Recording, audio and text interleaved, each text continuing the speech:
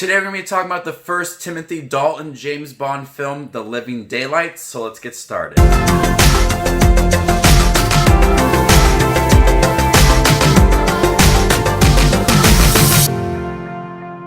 everybody, my name is Justin. I love to watch movies and I love to watch James Bond. If you guys do too, you guys are in the right spot. Make sure to subscribe button down below and click that notification for more up and coming videos.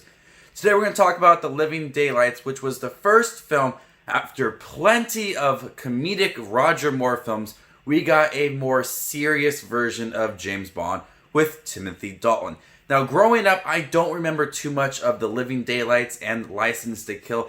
I watched a lot of Sean Connery and some Roger Moore and Pierce Brosnan movies. So I was honestly really looking forward to watching The Living Daylights. And this was a good movie. I really did enjoy The Living Daylights.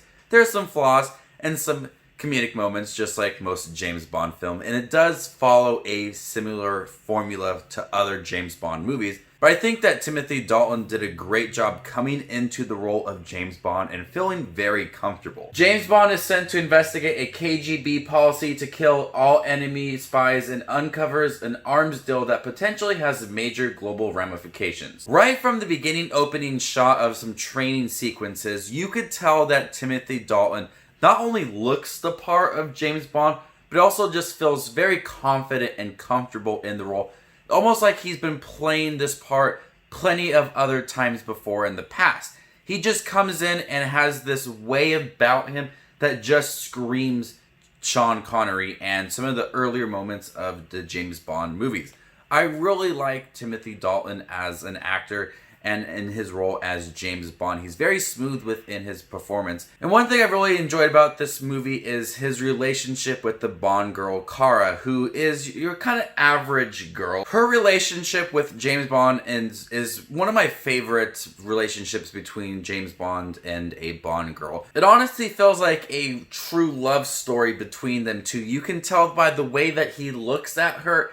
He really enjoys her presence and being around her. It seems very easy for them two to act. And many times throughout the series, you can honestly tell that he cares for her. And it's much of a different style between those James Bond and the James Bond girls that we've seen before in the past, where he just makes love with them and he kind of just forgets about them.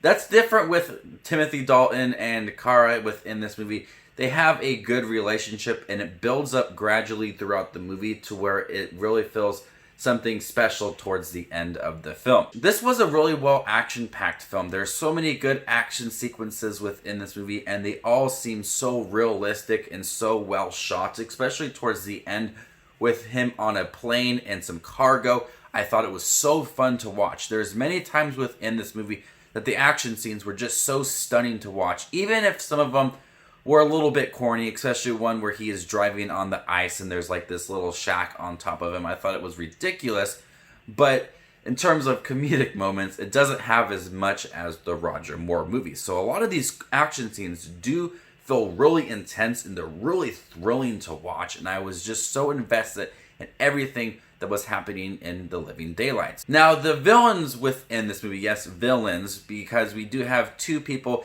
who play the villain role. I think that they don't have that one menacing moment, that one an entertaining, memorable moment within this movie. I think they're average at best. At times, they just don't feel like a James Bond villain, or they're just way over the top as well. And they're easily one of the most forgettable James Bond villains I have seen up to this point.